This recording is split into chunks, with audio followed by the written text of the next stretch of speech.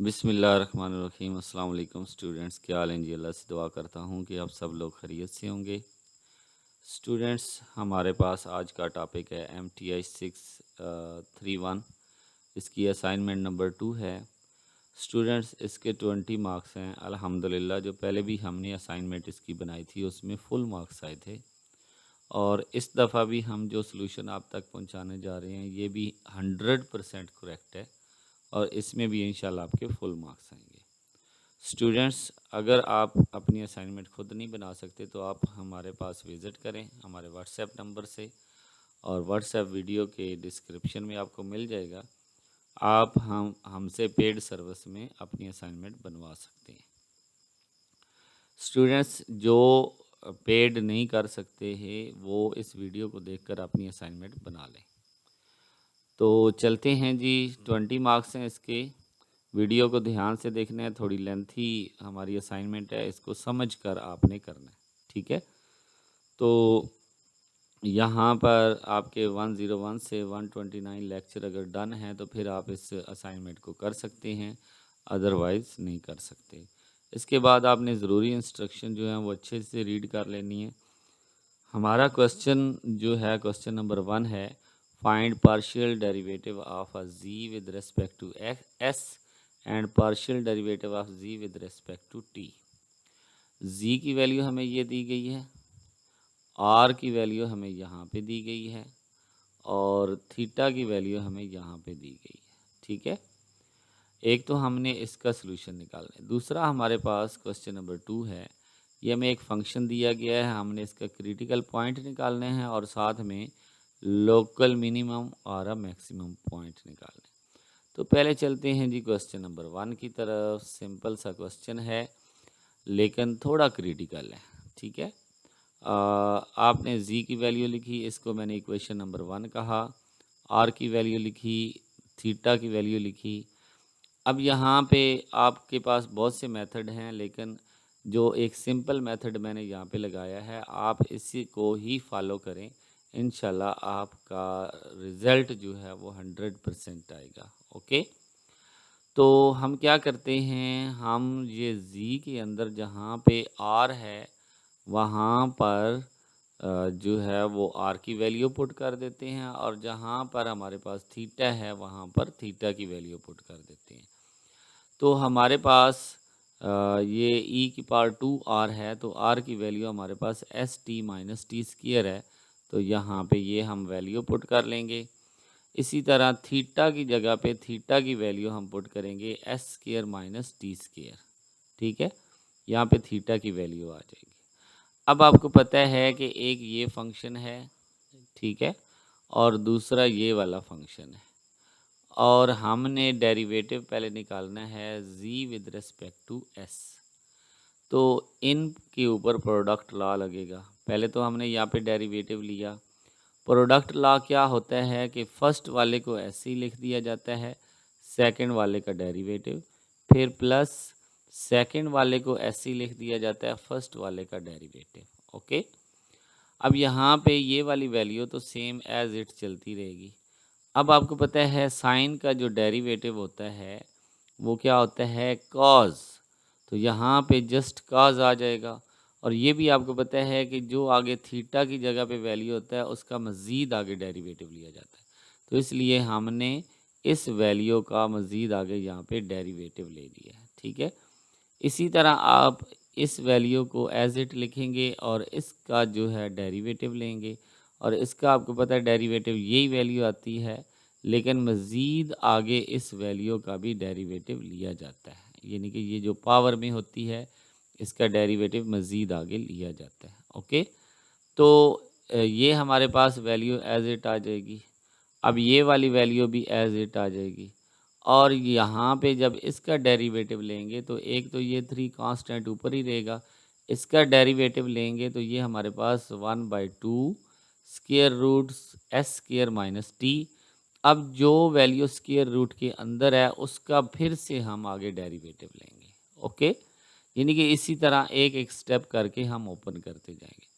यहाँ पे हमारे पास ये वैल्यू एज इट रहेगी, अब ये वैल्यू भी एज इट रहेगी, और इसका जब हम derivative with respect to S लेंगे तो यहाँ पे आ जाएगा t और ये हो जाएगा 0। तो इस तरह हमारे पास यहाँ पे जस्ट क्या आ जाएगा 2t, क्योंकि ये 2 बाहर है और अंदर t आ जाएगा। ठीक है, तो अब हम इसको रीअरेंज कर लेते हैं जी। यहाँ पे इसका डेरिवेटिव लेंगे विद रिस्पेक्ट टू s, तो ये 2s आ जाएगा। ओके, बाकी ये वैल्यू जैसे एज इट ऊपर लिखी है वैसे ही आ जाएगी और ये तीनों वैल्यू भी एज इट आ जाएंगी। ओके, तो अब ये 2 यहाँ से इस 2 के साथ कैंसिल हो जाएगा।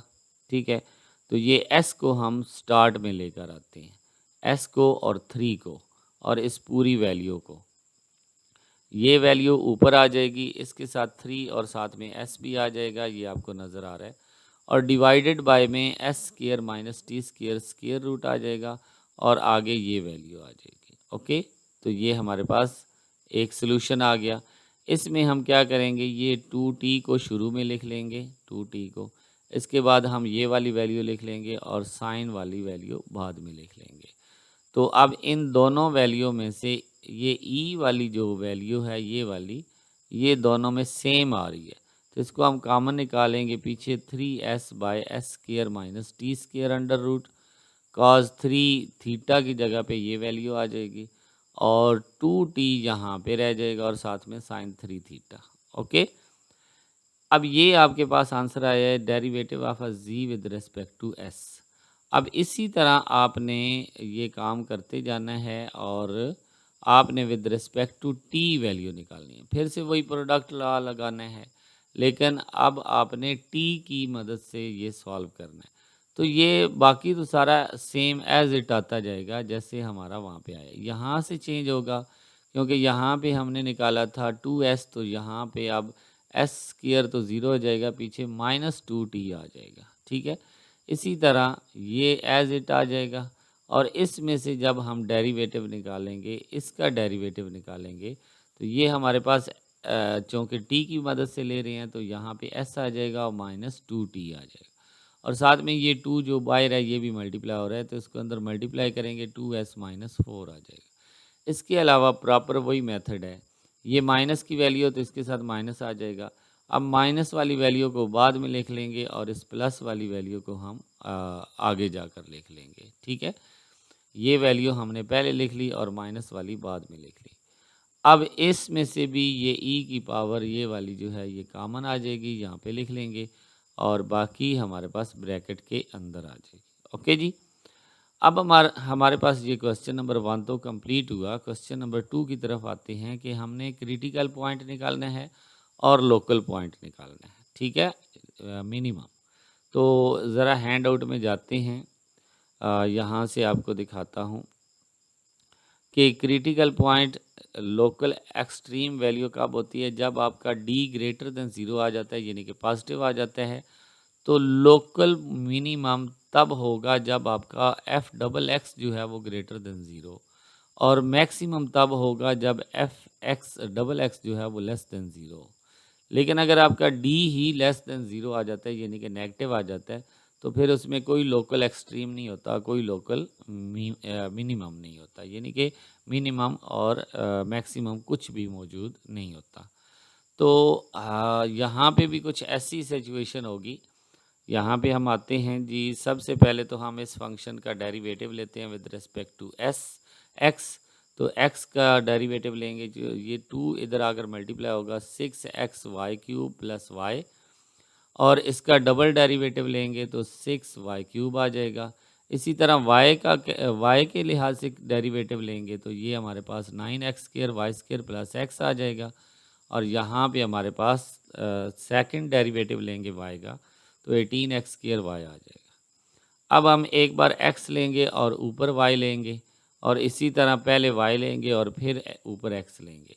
तो इन वैल्यूज़ को जो हमारे पास ये वाली वैल्यू आई है, ये वाली सिंपल जो x वाला है और सिंपल जो y वाला है, क्रिटिकल वैल्यू निकालने के लिए इन दोनों को हम इक्वल टू 0 रखते हैं। पहले हम x वाले को इक्वल टू 0 रखते हैं यहाँ से, तो यहाँ से हम y की वैल्यू निकाल लेते हैं। यहाँ पे y कॉमन आ जाएगा तो यहाँ पर y आ जाएगा और अंदर ये वैल्यू आ जाएगी। तो एक तो y की वैल्यू 0 आ गई, दूसरी हम यहाँ से निकालेंगे, y is equal to -1/, 6x√। Okay, अब ये दोनों वैल्यू जो हैं हम दूसरे एफ ऑफ वाई को इक्वल टू 0 रख कर इसमें हम पुट करेंगे। पहले हम y की जगह पे 0 पुट करेंगे तो हमारे पास x की वैल्यू भी 0 आ जाएगी। तो इसका मतलब ये हमारे पास पॉइंट एक आ गया है 0 0। ओके, अब हम y की जगह पे ये वाली वैल्यू पुट करेंगे तो इसको भी जैसे हम सॉल्व करते जाएंगे हमारे पास इसका भी आंसर 0 आ जाएगा। ठीक है, लेकिन अब ये हमारे पास जो x के दो आंसर आए हैं इनको अगर हम इसमें पुट कर दें तो ये आपको पता है अनडिफाइन हो जाएगा। क्यों? क्योंकि यहाँ पे अगर हम 0 पुट करते हैं तो ये नीचे डिनोमिनेटर 0 हो जाएगा और वो अनडिफाइन हो जाता है। तो इसलिए हमारा जो फाइनल क्रिटिकल पॉइंट है वो 0 0 ही है। ठीक है, इसके अलावा और कोई पॉइंट नहीं हो सकता। तो हमने ये क्रिटिकल पॉइंट जो है वो 0 0 लिया। ये हमने डी का फार्मूला लगाया, इसमें हमने वैल्यू पुट की 0 0 वाली। तो 0 0 वाली वैल्यू जब पुट की तो यहाँ पे भी 0 हो जाएगा, ये वाला भी 0 हो जाएगा। इसके अलावा ये वाली वैल्यू भी क्या हो जाएगी, 0 हो जाएगी, क्योंकि x और y दोनों 0 हैं। तो हमारे पास रह जाएगा 0 minus into 0 plus 1 whole square. तो ये हमारे पास आंसर -1 आ जाएगा और माइनस लेस देन 0 है। तो जब लेस देन 0 होता है तो हमारा कोई भी लोकल एक्सट्रीम पॉइंट नहीं होता। ओके, तो इसलिए हम लिखेंगे कि इसका कोई भी लोकल एक्सट्रीम नहीं है, ना ये मैक्सिमम पे है और ना ही ये मिनिमम पे है। ओके स्टूडेंट्स, तो ये थी हमारी असाइनमेंट नंबर 2 MTH 631 की। इंशाल्लाह नेक्स्ट किसी और वीडियो में हाज़िर होंगे, तब तक के लिए इजाज़त दें। अल्लाह हाफिज़।